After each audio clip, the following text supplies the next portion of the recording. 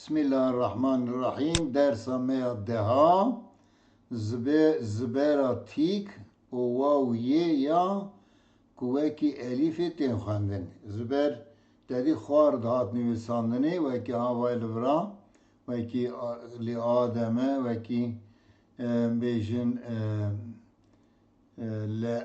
leatin wekî lakîne aserneyê li îja li vira tik tê nivîsandin wekî a tê xwendinê ha za zalê xwe lazêberê me gotû elîf bi zbera beriya xwe bê xwendin dirêj dibin.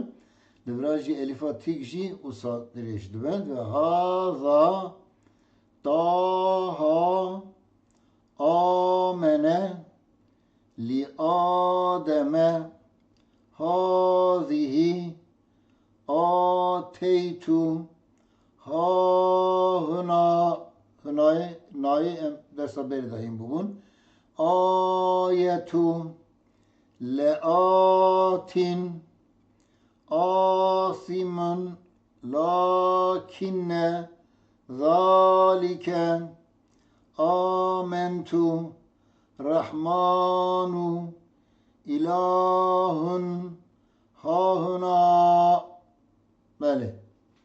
İja megu vav o yeji ten nivîsandin li wekî elîf tên xwendinê selatun benê li vira vav hatî nivîsandin bi zbera herfa beriya xwe tê xwendin ama xedî elîfî dirêj dibin. Çend kelîme ne di Qur'anê da selatun zekatun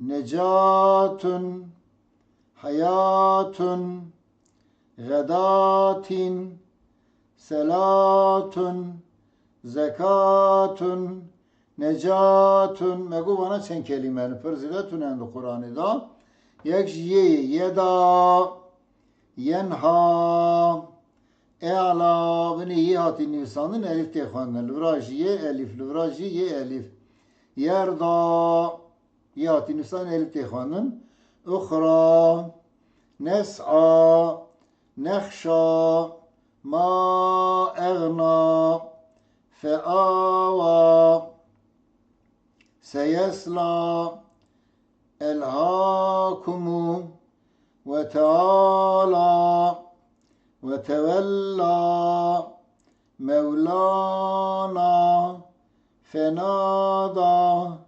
sukyahum. Beli bana kelime bellinim